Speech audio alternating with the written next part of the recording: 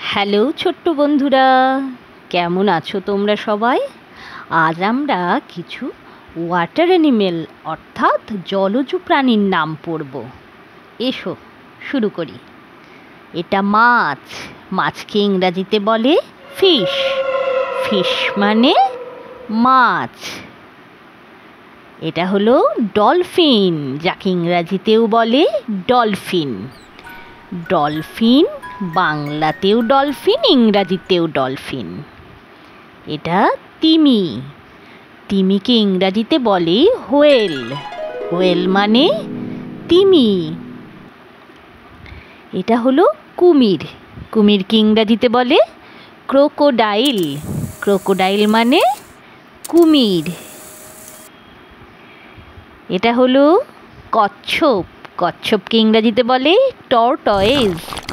টর্টয়েজের বাংলা কি? কচ্ছপ। এটা হলো জেলিফিশ। জেলিফিশকে ইংরাজিতেও বলে জেলিফিশ।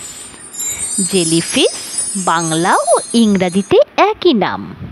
এটা হলো শীল, যাকে ইংরাজিতেও বলা হয় শীল। শীল বাংলা এবং ইংরাজিতেও নাম। এটা সাপ। সাপকে ইংরাজিতে বলে স্নেক। স্নেককে বাংলায় কি বলে? সাপ। এটা হলো কাঁকড়া। কাঁকড়াকে ইংরাজিতে বলে ক্র্যাব। ক্র্যাব কথার অর্থ কি? কাঁকড়া। এটা চিংড়ি। চিংড়িকে ইংরাজিতে বলে প্রন। প্রনের বাংলা চিংড়ি। সমুদ্র ঘটক, যাকে ইংরাজিতে বলে সি হর্স। সি হর্সের বাংলা সমুদ্র ঘটক।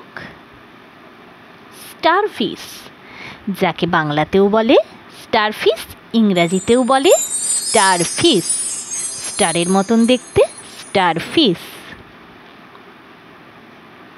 এটা হলো ব্যাঙ। ব্যাঙকে ইংরেজিতে বলে ফ্রগ।